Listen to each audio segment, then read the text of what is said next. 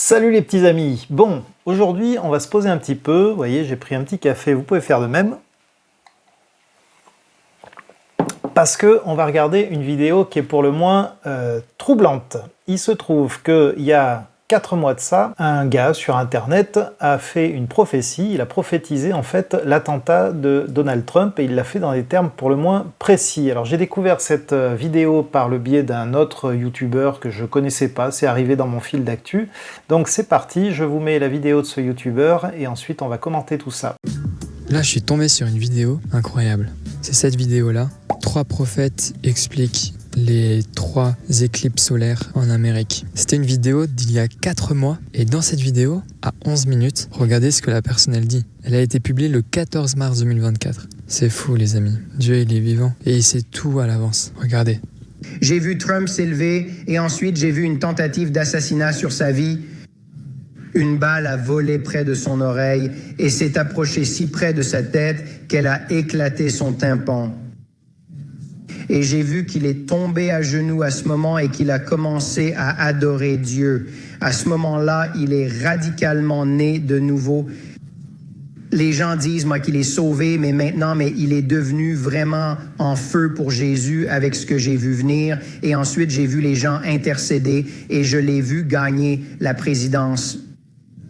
Je l'ai vu gagner la présidence par le biais d'une grande persécution pendant l'été avec les juges et des lois et de tous ces gens qui essayaient de le poursuivre en justice et toutes ces choses.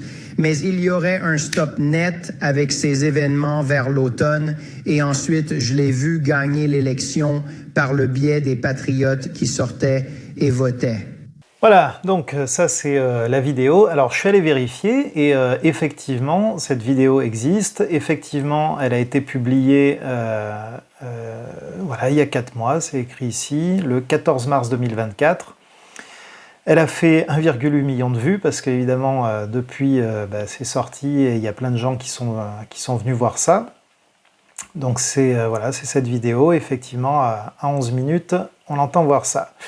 Ce qui est intéressant aussi, c'est de voir les réactions, les commentaires. Il y a eu plus de 13 000 commentaires au moment où je vous parle, et notamment des commentaires de gens qui témoignent s'être convertis suite à cette prophétie. Là, ici, par exemple, un des derniers commentaires, il y a 9 jours, si je le mets en traduction français, « J'étais athée avant l'attentat contre le président Trump, puis j'ai vu cette vidéo d'il y a 3 mois.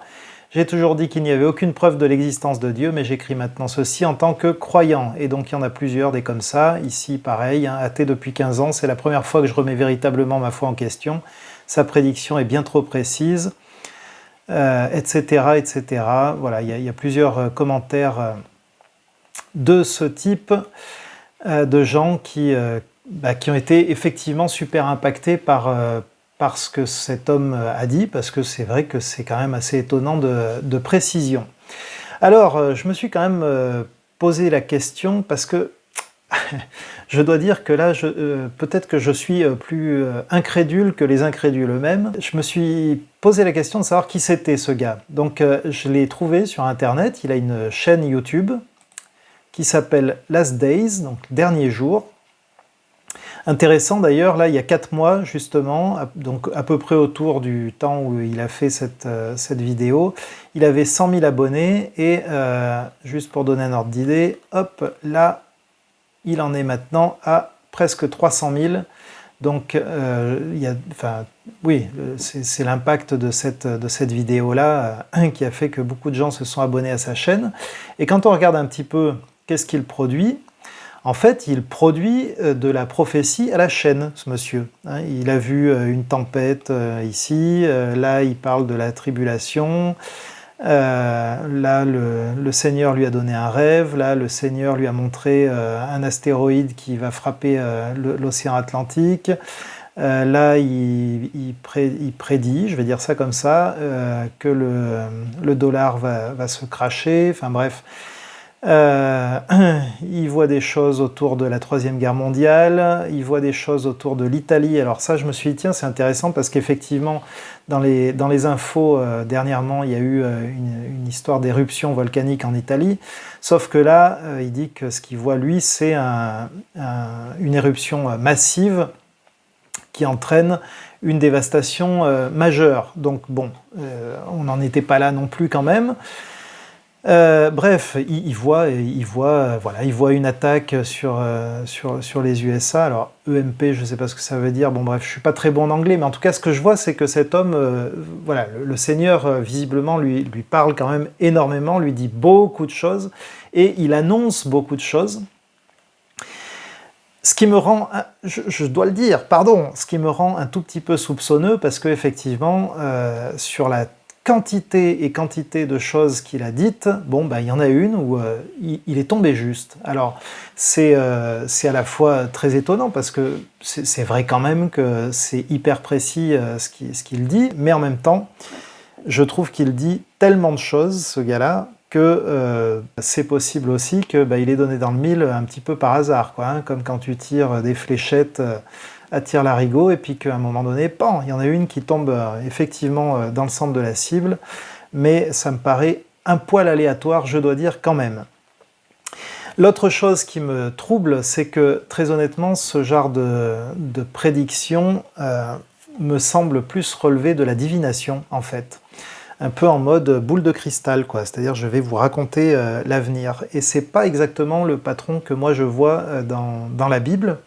Si je reprends par exemple Jérémie, quand Jérémie prophétise, il dit par exemple, Jérémie 1 verset 14, « Le Seigneur me dit, c'est du nord que le malheur déferlera sur tous les habitants du pays. Oui, j'appelle tous les clans des royaumes du nord, déclaration du Seigneur. Ils viendront et chacun d'eux placera son trône à l'entrée des portes de Jérusalem, devant ses murailles, tout autour et devant toutes les villes de Juda. Je prononcerai mes jugements contre eux à cause de tout le mal qu'ils font. Ils m'ont abandonné, ils offrent de l'encens à d'autres dieux, ils se prosternent devant l'œuvre de leurs mains. » Donc là, il y a effectivement l'annonce d'une catastrophe à venir, mais il y a aussi l'explication de cette catastrophe. Il y a la cause. Et la cause, c'est le mal qui est fait par le peuple. Et du fait de ce mal, eh bien, il va arriver malheur à ce peuple. Et Jérémie est chargé d'annoncer ça. Si on va dans Amos, par exemple, eh bien, c'est un peu le même patron. Hein. Je suis à Amos 1, verset 3. « Ainsi parle le Seigneur, à cause de 3 transgressions de Damas, à cause de 4, je ne révoquerai pas mon arrêt. Parce qu'ils ont foulé le Galade avec des herses de fer, j'enverrai le feu contre la maison d'Azaël. Et il dévorera les palais de Ben-Hadad, etc., etc. » Et Amos annonce plusieurs malheurs à venir comme ça, de cette manière, et il le fait toujours selon ce patron-là. C'est-à-dire que c'est pas annoncer le futur pour annoncer le futur, en fait. C'est le peuple qui pêche, et le prophète dénonce le péché du peuple, et il annonce le malheur qui va venir. Et ça nous amène du coup, par exemple, à Jonas. Jonas, à qui Dieu dit d'aller à Ninive, hein, Jonas 1, verset 2, « Lève-toi, va à Ninive, la grande ville, et fais une proclamation contre elle, car le mal qu'elle a fait est monté jusqu'à moi. » À nouveau, il y a cette question du mal qui est fait donc par les Ninivites, et qui monte jusqu'à Dieu, et le malheur arrive sur cette ville. Et donc le prophète est envoyé par Dieu pour annoncer le malheur à venir, du fait du mal qui est commis. Et qu'est-ce qui se passe ? Eh bien, ce qui se passe d'abord, c'est que Jonas, il veut pas y aller, donc il s'enfuit à l'autre bout. Mais finalement, le Seigneur le ramène sur la bonne voie, et Jonas donc va effectivement prophétiser. Jonas 3, verset 2, il est dit « Lève-toi, va à Ninive », donc c'est Dieu qui parle à Jonas, « Va à Ninive, la grande ville, et fais-y la proclamation que je te dis. » Alors Jonas se leva et alla à Ninive, selon la parole du Seigneur. Or Ninive était une grande ville devant Dieu, il fallait 3 jours de marche pour en faire le tour.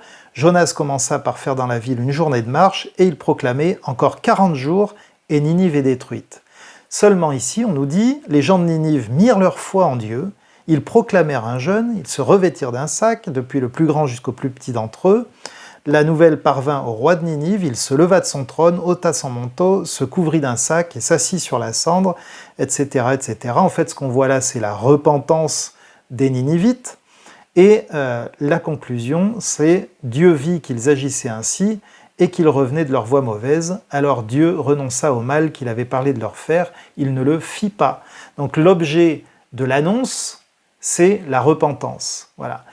Et là, dans ce que j'entends et dans ce que je vois, on est sur simplement une prédiction. Et c'est pour ça que je parle plus facilement ici de quelque chose qui est de l'ordre de la divination. Je suis bien désolé pour ce monsieur, je ne doute pas qu'il est authentiquement chrétien, mais je prends ce qu'il dit avec de grandes pincettes. Alors on l'a vu, il annonce aussi que Donald Trump va gagner la présidentielle. C'est ce qu'il prophétise. Alors moi je ne sais pas qui va gagner la présidentielle. Je me dis que c'est possible, effectivement, que Donald Trump la gagne, et ça l'était d'autant plus, je dirais, qu'il était face, jusqu'à il y a très récemment, à Joe Biden, qui vraiment faisait assez pâle figure à côté de lui. Si vous avez suivi un petit peu l'actualité, vous avez vu qu'il y a eu quand même quelques ratés assez impressionnantes de la part de Joe Biden. Voilà, il a confondu le nom de Volodymyr Zelensky avec celui de Vladimir Poutine. Il a parlé de la vice-présidente actuelle des États-Unis, là, qui est donc Kamala Harris. Il l'a présentée comme étant Donald Trump à un moment dans une de ses allocutions, en disant qu'il était heureux d'avoir Donald Trump comme vice-présidente parce que c'était vraiment quelqu'un de qualité. Enfin bref, c'était... Bon, il y a eu quand même de sacrés ratés. Enfin, ça faisait un petit peu peur, quoi, faut bien admettre. Et à côté de ça, Donald Trump, qui a une voix bien assurée, paraissait frais à côté. Donc, ça paraissait tout à fait possible, effectivement, que Donald Trump gagne. Ceci dit, les temps ont changé depuis parce que Biden s'est retiré et donc visiblement Donald Trump va se retrouver en face de Kamala Harris qui est plus jeune. Elle aura sans doute beaucoup plus de répondants vis-à-vis de Donald Trump, donc ça change un petit peu la donne. Et puis il y a un autre élément qui est assez intéressant dans ce qui se passe, c'est que jusqu'à maintenant, le focus, il était fait sur Donald Trump, parce qu'il y avait eu notamment cet attentat, et il était l'homme qui a échappé à un attentat, et donc ça a attiré toute l'attention sur lui. Sauf que là, avec le retrait de Joe Biden, eh bien, l'attention a changé de focus. Maintenant, on est vraiment focalisé effectivement sur ce qui se passe côté démocrate, et notamment sur l'arrivée de Kamala Harris en face donc de Donald Trump dans la course à la Maison-Blanche. Alors, il y a quelqu'un d'autre sur YouTube qui a fait des prévisions. C'est un YouTuber que je suis pas mal. Alors, pas pour son idéologie qui transparaît chaque fois plus dans ses vidéos, mais pour la valeur qu'il apporte effectivement sur Internet, et c'est quelqu'un en tout cas qui m'a beaucoup aidé dans les questions de prise de parole notamment, et il n'est pas pour rien sur le fait que je sois sur YouTube depuis maintenant quelques années. C'est Victor Ferry, et j'ai envie de vous présenter un petit peu ce que lui annonce, et puis voilà, on pourrait faire ce petit jeu de savoir qui de Victor Ferry ou de ce prophète, voilà, va avoir raison, parce que Victor Ferry, lui, pense que Kamala Harris va gagner la présidentielle, et on va voir ce qu'il en dit et pourquoi il le dit.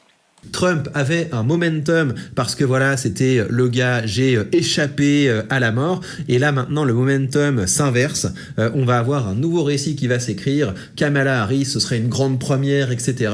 Mouvement populaire, soutien, enthousiasme, ça va changer les choses. Et c'est peut-être même pour ça que Joe Biden a finalement décidé de se retirer. Moi, je le verrais bien comme ça. Il se dit, il y a un trop gros momentum sur Trump. Enfin, quand je dis Biden, pensez le camp Biden. Il y a un trop gros momentum autour de Trump, on va casser ce momentum, et là ça change complètement le narratif. Donc première prévision, autant avant je disais Trump va passer sans problème, là je pense que c'est Kamala Harris qui sera élue. Voilà, notez mes propos, et on fera le bilan plus tard, et venez pas me dire oui mais c'est parce que les élections étaient truquées, etc. Ne pleurez pas, faites vos prévisions de votre côté. Qui va gagner? Est-ce que ce sera Kamala Harris? Est-ce que ce sera Donald Trump? Eh bien, je vous laisse répondre à tout ça. Voilà, et écoutez, moi je me dis, on pourrait faire pareil. Est-ce que vous avez une idée, vous, de qui va gagner ces élections? Qu'est-ce que vous en pensez? Vous pouvez en parler dans les commentaires si vous le souhaitez, sachant que je les modérerai quand même assez sévèrement, parce qu'en fait, en vrai, non, ouais, même commentez pas éventuellement si vous voulez, tout bien réfléchi.